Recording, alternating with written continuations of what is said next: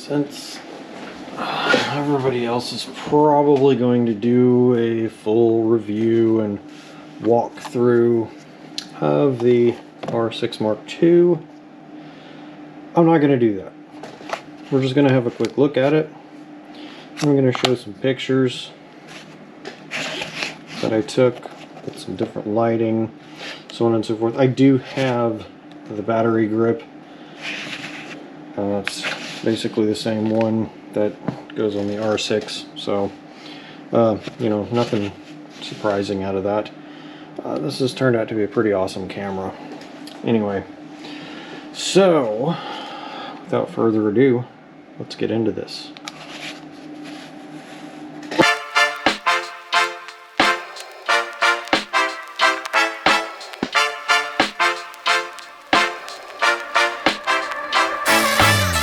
Figured I would do a quick video so that we at least had a reference for this next picture that I'm going to show everybody.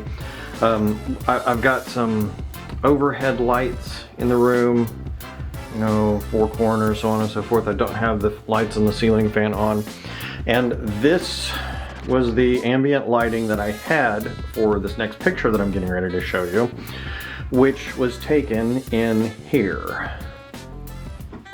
And as you can see, this is virtually black in here. You can see a little bit of the ambient lighting if you pay really close attention. But what we've got here is just a really basic closet. There's nothing special about it. So as I swing back around, you can see ambient lighting into the closet, and that's what the framing reference for this next picture is all about. Okay, we're going to do this a little different than I had originally planned. I was going to just do this voiceover straight in DaVinci Resolve, and then while I was messing around getting rid of the hum, I just thought of a better idea. So this is the picture that I took in the closet I was just talking about. I basically, all I did was just go in and I had the camera set to full auto, which I'll probably just drop a clip of that in here. I had the camera set to full auto, and this is the picture it took. And as you can see, it is just, it's unbelievable. Yeah, it's noisy, but that's because, well, I mean, as you saw previously, effectively the closet might as well have just been pitch black, and that is no color correction whatsoever has been done to this node. It's completely, and I'll just, you know, reset color grade on the node. So I mean, it's as it was, and it's just, I'm really impressed with the low light capability of that camera. It's amazing. You know, as long as you don't zoom in super close, it's a decent picture. Anyway, just wanted to point that out. All right, so here we have a picture of the top of the camera. And, well, it turns out I want to do this a little bit differently. Basically, I'm just going to show you a few shots of the camera real quick, and then we'll actually get into the real discussion, which is dealing with the picture quality. But I figured, you know, what the heck, I could actually give you guys a decent, guys and gals, I guess I should say, a decent view of what this is like. And, you know, since we're doing different cinematic views here, I figured I would just go ahead and give a quick demo. I am target focusing on different stuff in the scene as it goes. And you can probably tell as it switches focus to different elements. Let's see if we can focus on, yep, there's the trip light on the power regulator, and then I'll switch to the GoPro right now. And back to the trip light.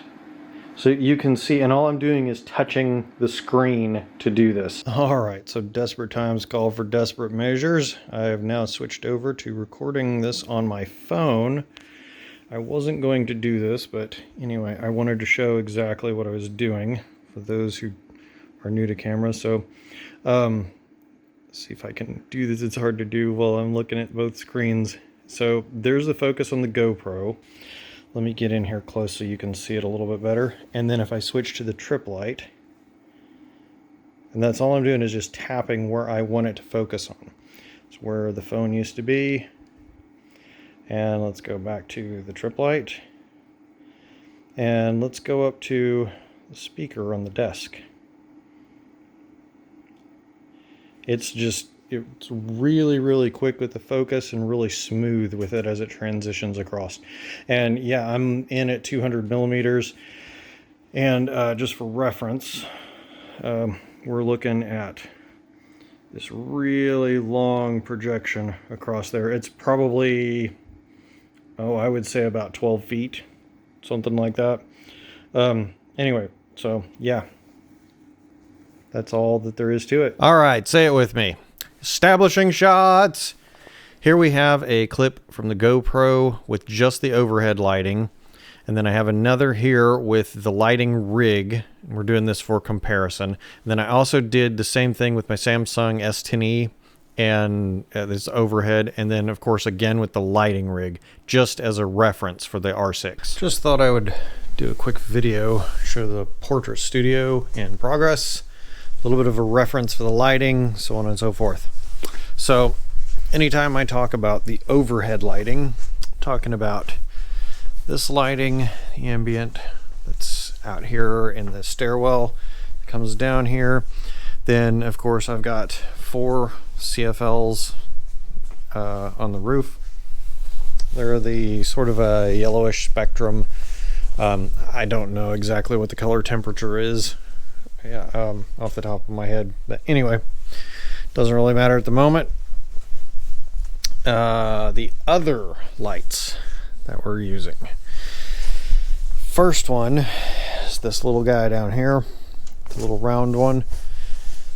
The next one is this hooded light, sort of a softbox going on here, and then of course we have the big umbrellas. I did not, I want to note this real quick, I did not use these LEDs, the RGB LED panels. I didn't have them set up at the time, so they didn't make it into it. Plus I didn't want to do any colored lighting or anything like that, so yeah, I just didn't bother with them. And neither did I use either of the big flashes. Have a look at those.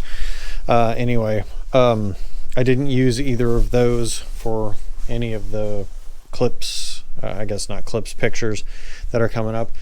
And as far as the backdrop setting, I just set up, I think I was about right here where I set the camera, which is probably about 12, maybe 15 feet away from that backdrop. Okay, so here's the deal. I've got a few sets here. This first one is with the overhead lights only. The next one that I have up is just the round light. Then this next one that we go into is just the soft box. And then this next one I have up is the umbrellas only. And then I do all 3 studio lights for this one. And then this last one is a little bit of an anomaly. I added in the overhead lights and it actually made the entire picture dimmer. I'm not sure why. Alright, so that about wraps it up. It pretty much covers everything with the R6 that I wanted to go over. Just a real simple demo of what it's capable of. Just for the basics. Overall, it's a great camera. I would definitely recommend getting one.